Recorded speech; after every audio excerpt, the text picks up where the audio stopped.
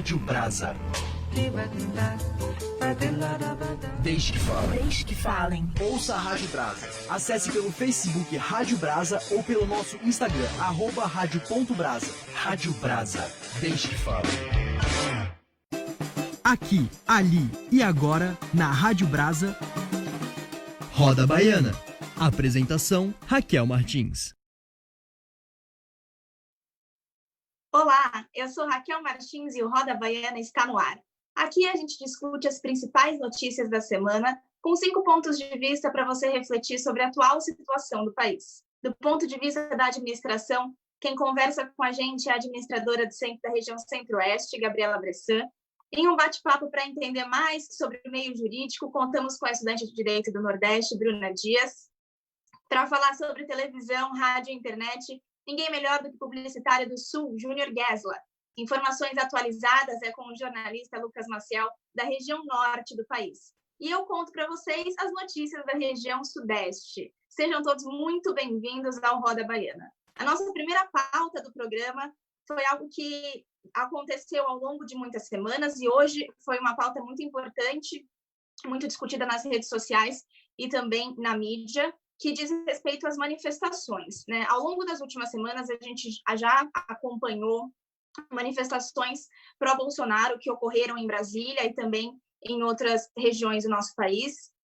São manifestações que pedem fechamento do Congresso, do STF, então são manifestações com um cunho antidemocrático. Hoje, pela primeira vez, a gente viu outros manifestantes nas ruas que não os que apoiam o Bolsonaro, né? Então, pessoas da oposição foram para as ruas manifestar pela democracia. Eles se colocaram como antirracistas e antifascistas e contra essas ações que o governo Bolsonaro tem feito ao longo dessas últimas semanas, dos últimos meses, tanto em relação ao coronavírus, quanto a ações policiais, entre outros fatores. Muito se falou hoje na mídia e nas redes sociais, como eu havia dito, a respeito dessas manifestações terem sido violentas, né? E em entrevista para um canal de televisão, o deputado, o coronel Tadeu, falou que a oposição, né, a esquerda, estava muito mais violenta e que a direita, os manifestantes pró-Bolsonaro não estavam sendo violentos em momento algum. É importante a gente ressaltar que a violência ela não é positiva em nenhum aspecto, independente de ideologia ou de partido. É sempre importante que o diálogo prevaleça acima de qualquer coisa. No entanto, no momento que a gente tem um grupo que vai contra a democracia, isso é um tipo de violência. Por mais que a gente não esteja falando da violência física, e contra algo tão importante, é realmente impactante. É muito triste também que a imagem da bandeira do Brasil seja associada a apenas uma parcela da população brasileira. Isso é realmente algo que dificulta um pouco o diálogo também para falar do Brasil como um todo. Bom, saindo um pouco desse aspecto do viés ideológico das manifestações, a gente precisa falar que isso impacta muito a questão da pandemia, já que a gente está num momento que prezamos todos os dias pelo isolamento social, é algo que tem se falado todos os dias. Então, para trazer um pouco mais esse aspecto, Lucas Maciel. Raquel, é importante o que você trouxe pelo olhar social mesmo e político dessas manifestações. É importante a gente ter um olhar delicado, porque a forma com que os políticos reagem, a forma com que a sociedade reage, a forma com que a polícia reage a cada tipo de manifestação é importante ser pontuado para que as pessoas enxerguem essas diferenças e vejam como as diferenças são tratadas, as diferenças de ponto de vista, as diferenças políticas. Mas voltando para essa questão das manifestações e os impactos na pandemia, eu acho que é muito cedo para a gente ter dados e já ter algum retorno sobre como está impactando. Porque quando você olha as manifestações pró-governo, pró-Bolsonaro, contra o isolamento, contra o STF, são aglomerações que a gente não tem um retorno sobre como impactou, quantos infectados tiveram ali, não tem como. Nos Estados Unidos, alguns institutos e algumas organizações já começam a trazer dados sobre isso, direcionando e falando que manifestações contra o isolamento nos Estados Unidos e também na Alemanha causaram um aumento no número de casos e de vítimas do coronavírus. Só que são dados ainda muito superficiais. O que eu posso falar sobre impacto é a flexibilização.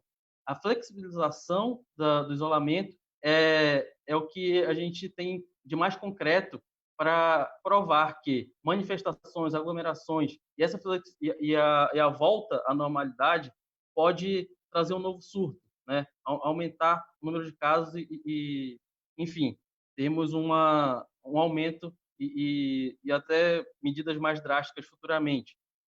Vou trazer dados, por exemplo, um aumento de 80% no número de casos no sul do país, a partir do isolamento, da flexibilização do isolamento.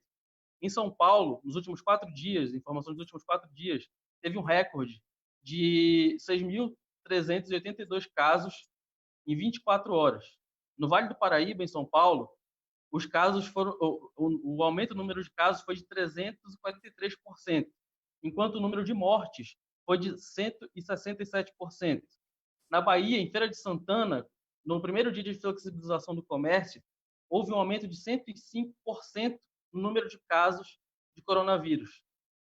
Aqui no Pará, aí eu trago para o caso de Belém, que hoje é a segunda cidade, só perde para São Paulo, no número de casos, no aumento do número de casos e estado de calamidade mesmo.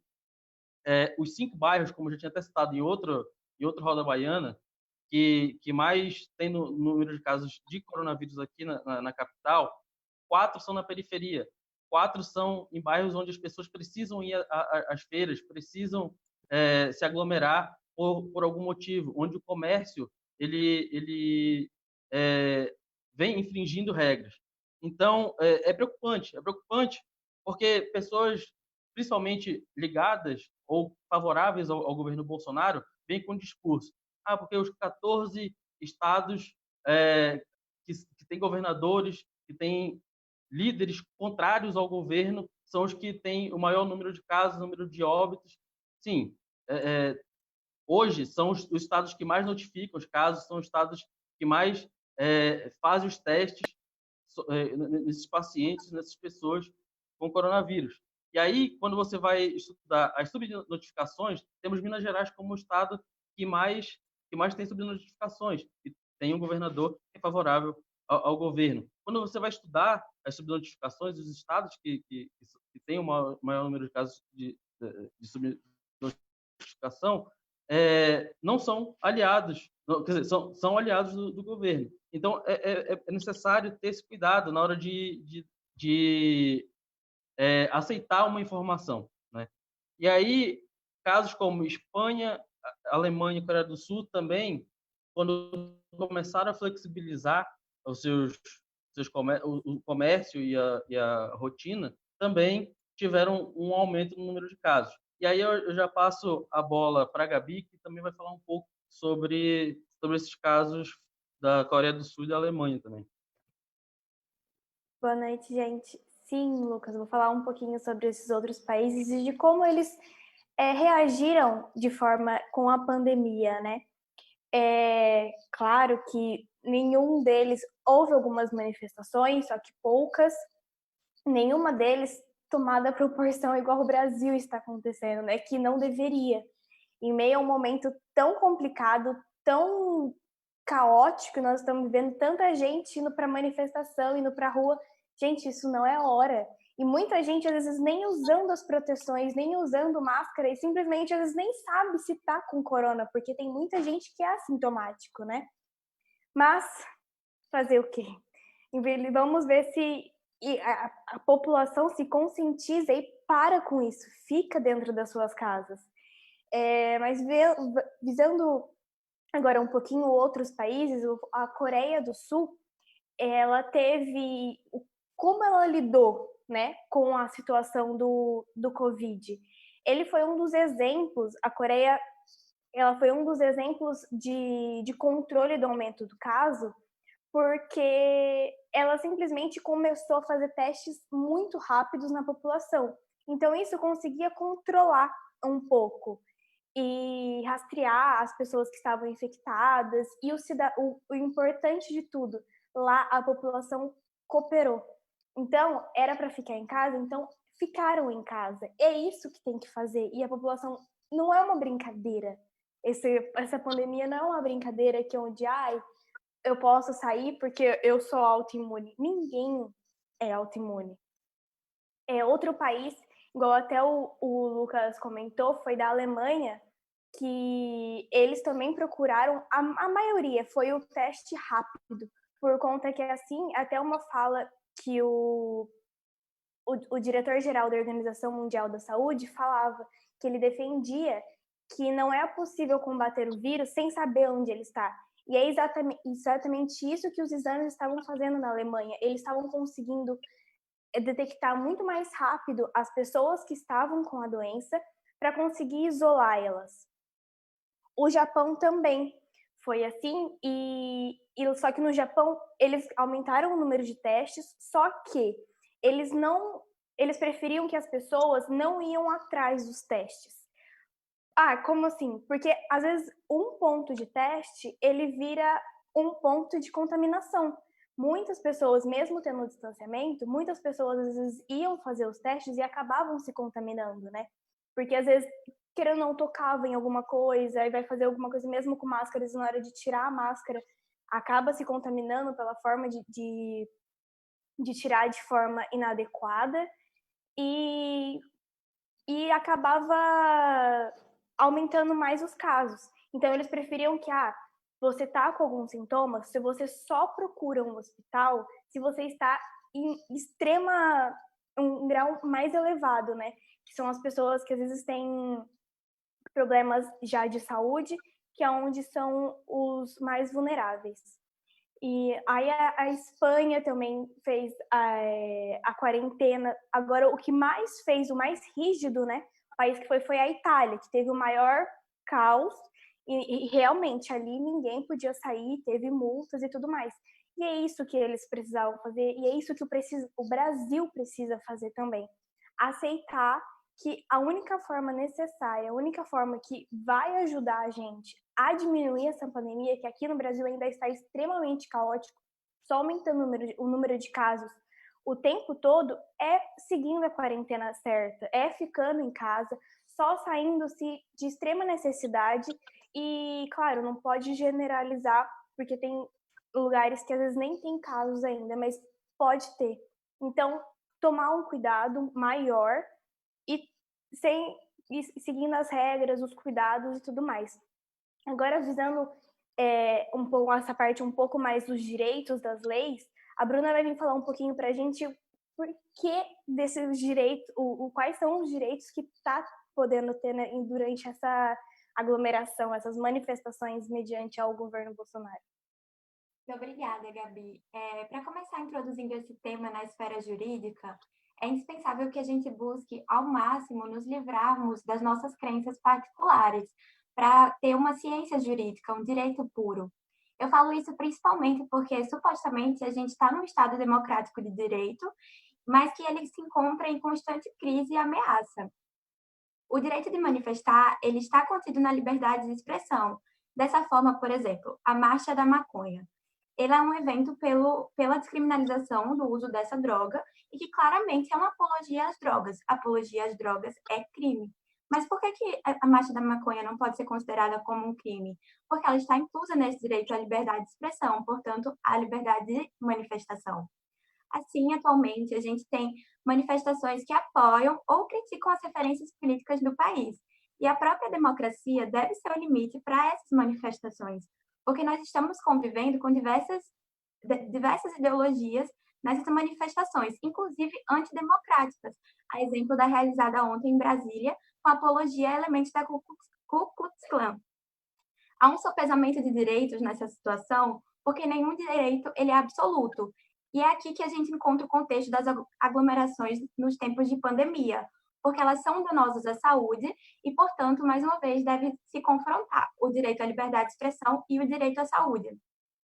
Assim, com fundamento nessa questão, os juízes do Maranhão e do Amazonas já decidiram que são impossíveis ser realizadas manifestações nesse período para que haja o retorno das atividades, principalmente baseado no entendimento de que o direito à saúde ele deve prevalecer. E aí, por fim, a gente pode entrar na questão da situação jurídica do lockdown, onde há praticamente toda a supressão do direito de ir e vir, de reunião, em função do direito à saúde.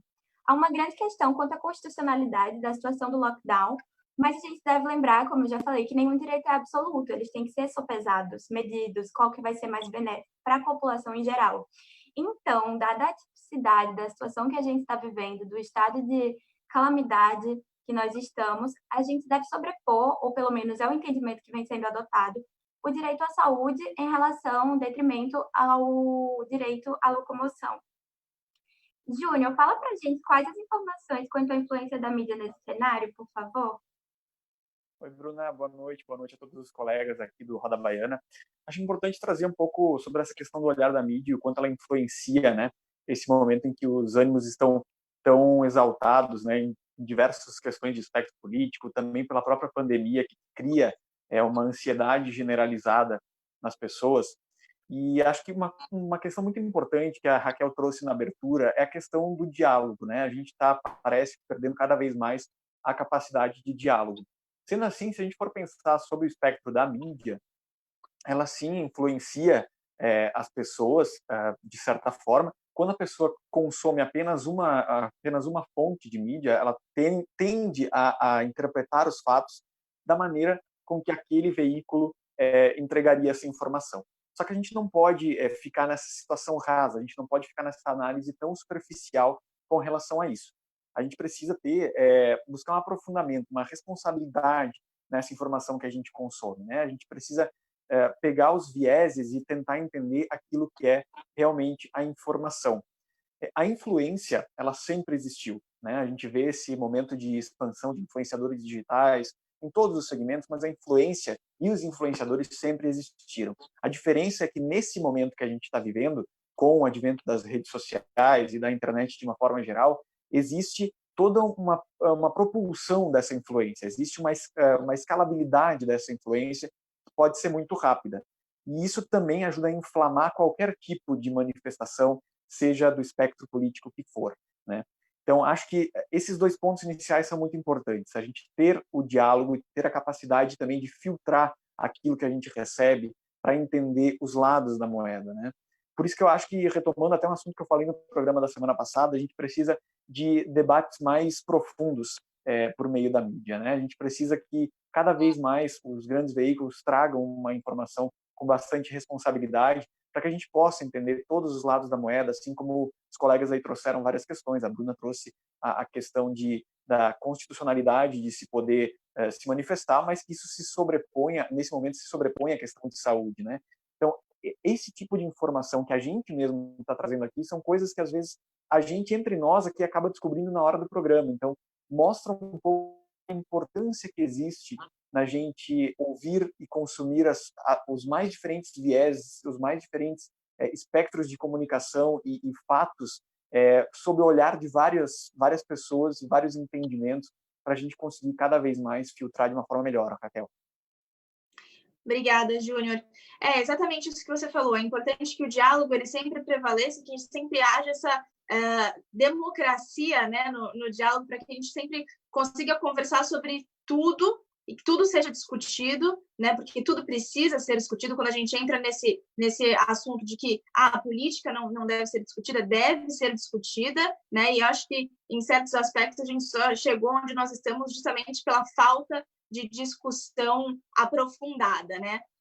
No entanto, apesar disso, a gente ainda tem que lidar com as fake news, né? Então, no momento em que é tão importante estarmos informados para ter sempre um diálogo ainda mais profundo, há a questão da fake news que entra aí como deixando todo mundo numa situação um pouco complicada. Devo acreditar nisso? Não devo? Então, hoje, a gente tem, atualmente, em andamento, um inquérito das fake news no STF, no qual o relator é o ministro Alexandre de Moraes. Então, esse inquérito, qual é o objetivo? Apurar a existência do financiamento por empresários e divulgação em massa nas redes sociais de notícias falsas e ofensas contra autoridades da República. A gente precisa entender a origem dessas fake news. No entanto, ainda é muito complicado detectar onde exatamente elas surgem, né? A gente sabe que quando elas são espalhadas, e aí as pessoas que acabam sendo envolvidas nessas fake news acabam dando um depoimento dizendo que não é verdade, mas há ainda muita dificuldade em encontrar isso. Aqui, falando da região Sudeste, a deputada federal de São Paulo, Tabata do Amaral, junto com o senador Alessandro Vieira e o deputado Felipe Rigoni, eles estão com um projeto sobre essa questão das fake news, justamente para entender como as redes sociais podem lidar com isso, né? Porque a gente tem hoje fake news que rolam muito pelo Facebook, então esse projeto deles visa tentar colocar nas redes sociais uma indicação de que aquela notícia é de um robô, né? Ou detectar que aquela notícia é falsa. Mas para entrar um pouco mais nessa questão, já que a gente está falando aqui de deputados, senadores, projetos de leis, Bruna Dias. Obrigada, Raquel. Quando a gente pensa nas fake news, a gente se depara com a tradução literal de notícias falsas, que representam o quê? São boatos que sempre existiram, mas que agora são exponenciados pelo advento da difusão da internet e da vontade de tornar que esses boatos sejam verdade. E aí que entramos, por exemplo, na criação dos robôs, que propagam essas notícias e agravam a situação, pois muitas vezes há o que eu costumo chamar de analfabetismo virtual, uma espécie de analfabetismo funcional, mas que virado para crença religiosa no que se lê na internet. Ainda que não venha uma informação de fonte segura, somente pelo excesso da repetição, a pessoa adota aquilo como verdade. E assim, deve haver uma saída jurídica para essa situação, mas que não pode ser confundida com a liberdade e a diversidade de opiniões, sob risco de censura. Então, a gente não pode confundir as fake news com uma mera divergência ideológica.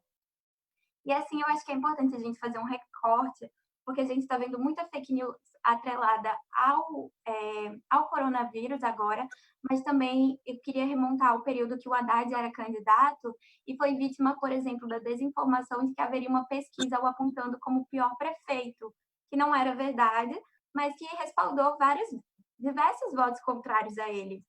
E aí uma coisa que é supostamente simples, agora se encontra numa situação muito mais alarmante, porque a gente não pode invalidar as eleições com respaldo nisso. Atualmente, sequer existe crime para a divulgação de fake news. Existe um projeto de lei em tramitação que está para ser votado, inclusive, agora, nessa terça-feira, dia 2, se não me engano. É válido ressaltar que esse crime ele só vai acontecer se for configurado que a pessoa ela agiu com dolo, ou seja, ela sabia que se tratava de uma notícia falsa e queria repercutir no interesse público relevante. Então, situações de saúde, como da pandemia, segurança pública, economia, na questão eleitoral, etc. No entanto, até a aprovação ou não dessa lei, a gente pode recorrer aos crimes que já existem, principalmente os de honra, como calúnia, injúria, difamação. E, por fim, no âmbito eleitoral, já existe uma legislação promulgada que anda correlacionada com o crime das fake news. A Lei 13.834 estabelece no artigo 326-A que dá causa à instauração de investigação policial, de processo judicial, de investigação administrativa, de inquérito civil ou ação de improbidade administrativa, atribuindo a alguém a prática de crime ou ato infracional de que sabe que é inocente com finalidade eleitoral. Então, a gente tem aí outros recursos para recorrer, mas, no entanto, ficamos aguardando na aprovação desse projeto de lei até, possivelmente, terça-feira. Gabi, conta para a gente um pouco mais sobre o impacto das fake news na esfera privada. Bruna, o impacto das fake news no ramo administrativo, nas empresas, é extremamente grave. Aqui eu trago uma pesquisa que eles falam que foi constatado que 91% das pessoas que curtem essa conspiração, principalmente em relação às empresas, são somente que gostam de difamar outras pessoas, outras empresas, que querem ver o seu mal. Isso é um humor muito grave. Muitas empresas podem fechar por conta de uma fake news e isso gera problemas agravantes para várias pessoas, porque uma empresa não é constituída só de uma pessoa, né? Não só do seu proprietário, como tem funcionários e famílias envolvidas. A gente aqui, eu trago, todo mundo chegou a ouvir, na época que teve a fake news da Friboi, em relação nas eleições da Dilma e o caso da Friboi com o filho do Lula e tudo mais. É muito grave porque impacta de cima para baixo. Tudo bem, a Friboi ela teve crise financeira, o seu valor caiu, as suas vendas caíram muito. Ela teve que, para ela conseguir se recuperar, ela criou uma segunda marca que não tinha nada a ver com o nome Friboi para se manter. Só que a Friboi, ela é em cima. Só que tem vários que são pequenos que vende para ela. A Friboi é só uma empresa que vende carne. Só que tem os vendedores de gado que vende para ela. E ali afetou muita gente que era pequena, muita gente chegou a falir por conta disso, que não tinha dinheiro, não tinha para quem vender e acabaram perdendo o seu recurso, né? E então, é isso que o grande impacto empresarial é esse. Porque as grandes empresas, tudo bem, ela perde ali o seu valor econômico por um curto período de tempo, mas ela se reconstrói muito rápido, porque elas são grandes, elas têm capitais, elas têm nome, elas têm credibilidade. Agora, os pequenos que vendem para os grandes, os terceirizados, eles que são que mais afetam. E esse é o grande problema da fake news, porque ele acaba prejudicando uma rede gigantesca de gente que às vezes a maioria da população não vê. E é muito complicado isso. Agora, Lucas, você consegue me trazer um pouquinho mais de informação sobre as fake news, o impacto dela em relação à sociedade e à política? Quando a gente pensa em fake news, a gente já direciona, acho que automaticamente, a política. E aí a gente tem que ter claro na nossa cabeça que a fake news ela existe independente do seu posicionamento político. A fake news ela foi criada pelo homem. O homem ele dissemina fake news. Então, não é da direita, não é da esquerda. Mas por que ganha evidência tanto sobre os eleitores pró-presidente, pró-Bolsonaro? Justamente porque os aliados sabem usar da melhor forma essas fake news e são as pessoas que mais disseminam essas fake news. E aí eu vou trazer um exemplo e até uma indicação para quem está nos assistindo e para as pessoas que vão assistir posteriormente, para vocês que estão aqui, que é o documentário Privacidade Hackeada. Privacidade Hackeada, ele fala sobre as eleições de 2016, onde o Donald Trump foi eleito nos Estados Unidos.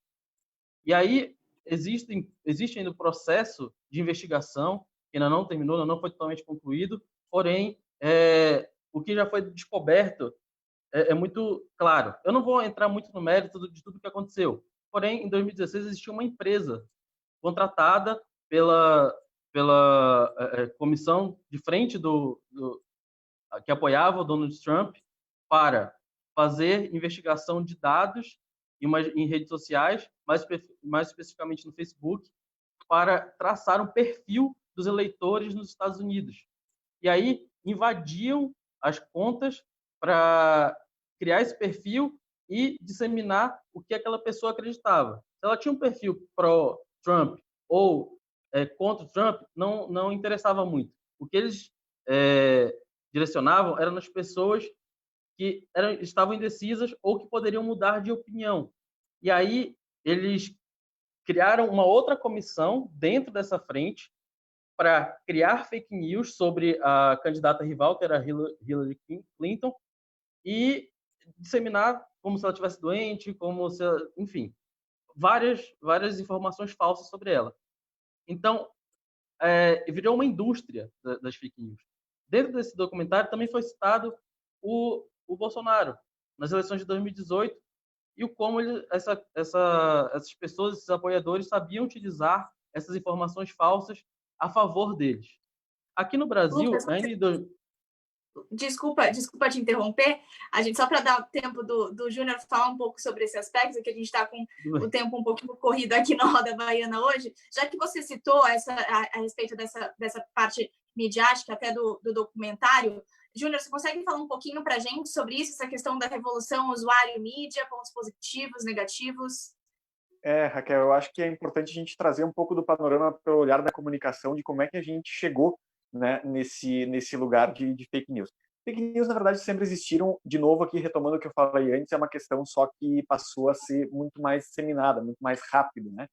A revolução do usuário mídia, que a gente fala na comunicação, é a partir do momento em que a mídia de massa, ela não é mais a única forma, ela não consegue mais ter o poder de emitir algo e não receber mais nada de volta, né? Então, a partir do momento em que o usuário, todos nós temos uma mídia nas nossas mãos, nós somos capazes de trazer isso traz aquele famoso ônus e bônus, né? A gente consegue ter uma manifestação livre de todas as pessoas. O Roda Baiana não aconteceria se a gente não tivesse a revolução do usuário mídia, só que também a gente tem o uso disso para uma forma de denegrir imagens, de destruir pessoas em geral, né?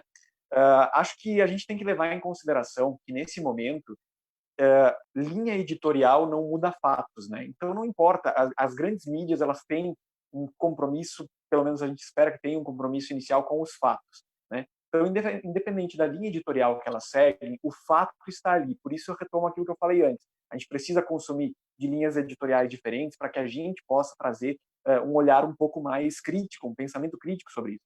Porque hoje a gente vive uma cultura de se informar por títulos, né? A gente não se aprofunda nas notícias, a gente não vai a fundo para entender, e isso acaba complicando bastante. Acho que, para finalizar aqui, só queria trazer uma última questão. Existem dois lados da moeda nessa questão da revolução do usuário e da grande mídia. A primeira delas é que a grande mídia, de fato, teve que entender que não existe mais comunicação de massa em que só se emite e todos recebem da mesma forma, sem retornar essa informação. Então, nesse ponto, existe uma coisa positiva, da gente conseguir retornar aquela informação que a gente recebe.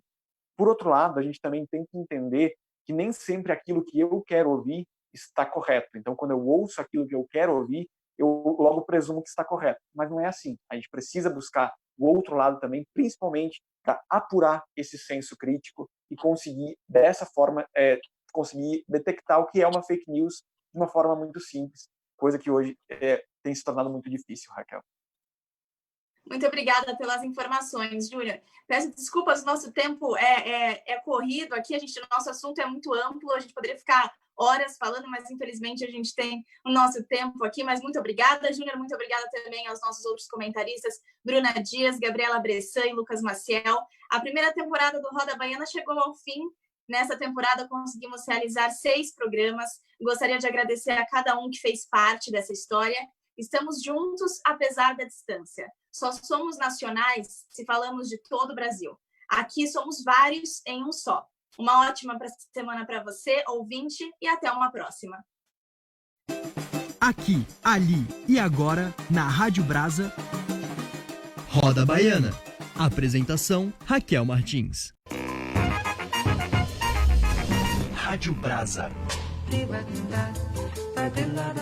Desde que falem. Desde que falem. Ouça a Rádio Brasa. Acesse pelo Facebook Rádio Brasa ou pelo nosso Instagram, @radio.brasa. Rádio Brasa.